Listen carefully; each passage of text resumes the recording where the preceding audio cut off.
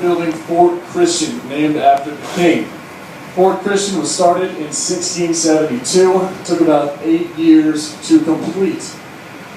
The fort itself is rectangular in shape with bastions on each corner. Back when it was actually formed, there was also a lagoon on the right side of the fort, so it was actually surrounded by water on 3 sides. So you can't quite see it yet, there's a tree in the way.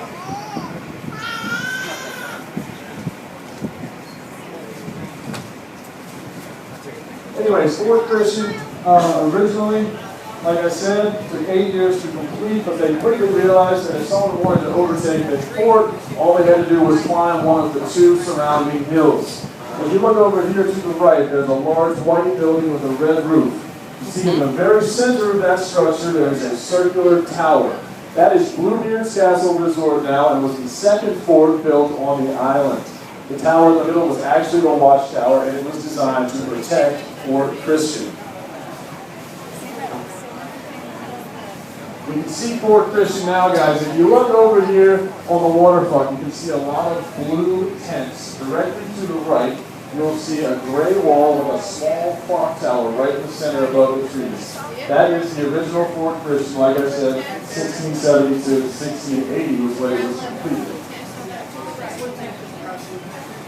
Like I said, there were 2 hills that posed a threat to the fort's defenses. If you look directly up the hill behind the blue tents, you will see another small tower with a U.S. and a Virgin Islands flag flying from it, circular structure. That is called Blackbeard's Castle. That is the 2nd fort built to protect Fort Christian. It was completed in 1689. Blackbeard's Castle is, of course, named after the famous pirate Edward Teach, who ravaged the Caribbean and the southeast United States.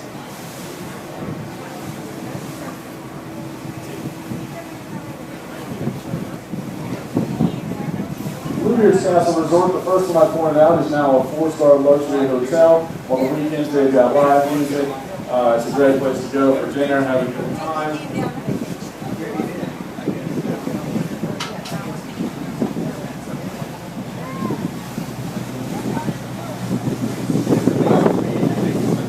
Alright guys, if you look at Fort Christian, you'll see directly to the right, closest to the water, there's another building there with a red roof.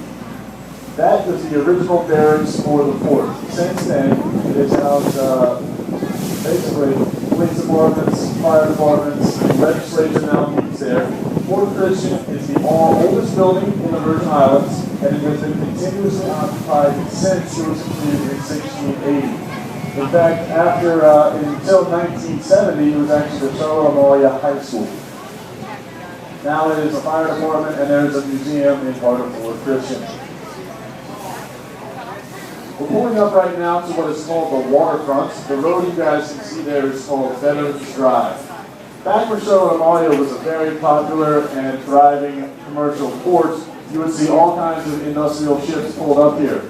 The lots here are actually very long and narrow going back, so there can be many storefronts and warehouses to offload goods.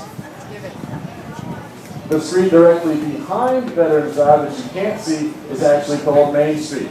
Main Street is where you'll find a lot of your duty-free shopping. There are a lot of jewelry stores there. If you've got someone special on the trip, I recommend you go there. We like to joke that there are still pirates in the Caribbean. They just take Visa and MasterCard now. If you look directly up the hill behind the First Bank sign right here, you'll see a square white structure with a maroon wall in front.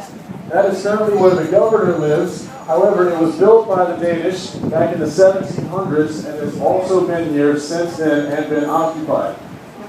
There is a museum there, and that is actually where the governor's office still is. He practices law there. We're going to switch sides to the other side of the boat here, and we're going to switch time periods. So I'm going to ask you a popular culture question.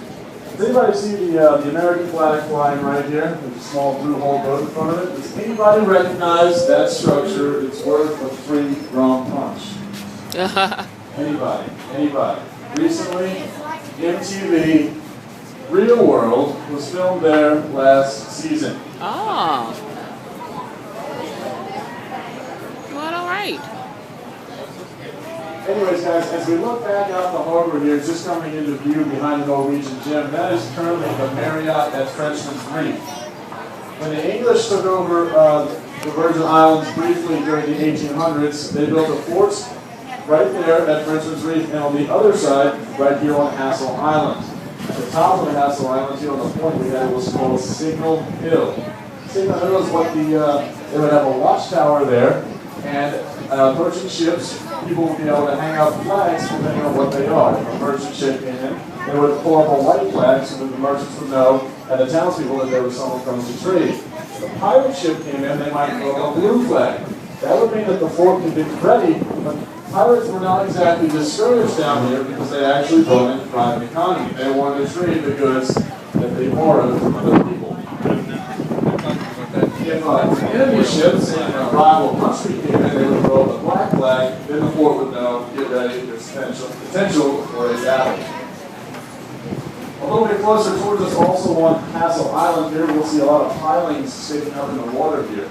This over here is actually where, during the late 1700s and 1800s, there was a large coal depot when steamships were just getting started. It's a very big commercial district. This port was a rendezvous between boats going from South America to North America, and they typically had to stop and refuel.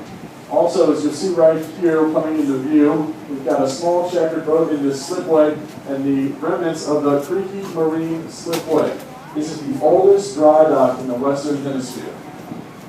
What would happen here is there are actually railroad tracks you can see coming down into the water just a little bit, and there's a cradle at the bottom there. The boats would pull into the slip onto the cradle, and there were large steam boilers inside that